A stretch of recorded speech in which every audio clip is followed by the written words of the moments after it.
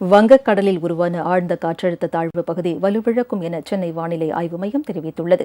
இருப்பினும் தென்காசி, திருநெல்வேலி மற்றும் தூத்துக்குடி மாவட்டங்களில் இன்று அதி கனமழைக்கான சிவப்பு எச்சரிக்கை விடுக்கப்பட்டுள்ளது. சென்னையில் செய்தியாளர்களிடம் பேசிய வானிலை மையத்தின் தென்மண்டல தலைவர் பாலச்சந்திரன், ஆழ்ந்த காற்றழுத்த தாழ்வு பகுதி காரணமாக தமிழகம் மற்றும் புதுவையில் வடகிழக்கு பருவமழை தீவிரமடைந்துள்ளதாக தெரிவித்தார்.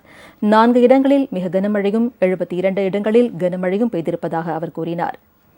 நேற்று தென்மேற்கு வங்கக்கடல் பகுதியில் இலங்கையை ஒட்டி நிலவிய ஆழ்ந்த காற்றழுத்த தாழ்வு பகுதி இன்று மன்னார் வளைகுடா மற்றும் அதனை ஒட்டியுள்ள பகுதிகளில் நிலவுகிறது. இது தொடர்ந்து மேற்கு வடமேற்கு திசையில் நகர்ந்து அடுத்து வரும் 12 மணி நேரத்தில் காற்றழுத்த தாழ்வு பகுதியாக வலுக்குறையக்கூடும்.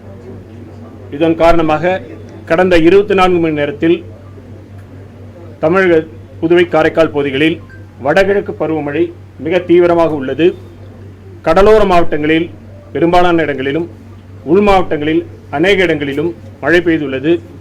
அதிகபட்சமாக நாகப்பட்டினம் மாவட்டம் கோடிக்கரையில் 18 சென்டிமீட்டர் மழை பதிவாகியுள்ளது.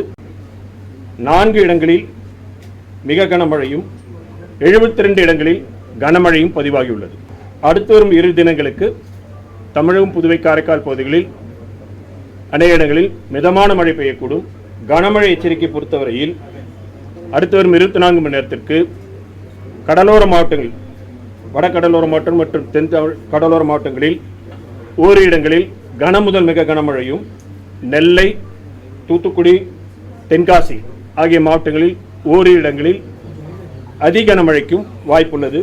மேலும் ராணிப்பேட்டை, திருவண்ணாமலை, கள்ளக்குறிச்சி, பெரம்பலூர், திருச்சி, கரூர், திண்டுக்கல், திருப்பூர், கோவை ஆகிய மாவட்டங்களில் ஓரிரு இடங்களில் கனமழைக்கான வாய்ப்புள்ளது.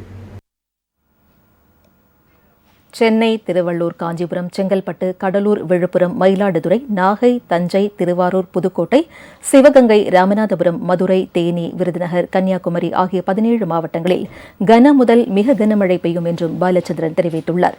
நாளை தென் தமிழகத்தில் அநேக இடங்களிலும், வட தமிழகத்தில் ஒரு சில இடங்களிலும் லேசானது முதல் மிதமான மழை பெய்யக்கூடும். நீலகிரி, கோவை, திருப்பூர், தேனி, திண்டுக்கல், மதுரை, விருதுநகர், ராமநாதபுரம், சிவகங்கை, தென்காசி, தூத்துக்குடி, நெல்லை, கன்னியாகுமரி மாவட்டங்களில் கனமழை பெய்யும் என்றும் அவர் கூறினார்.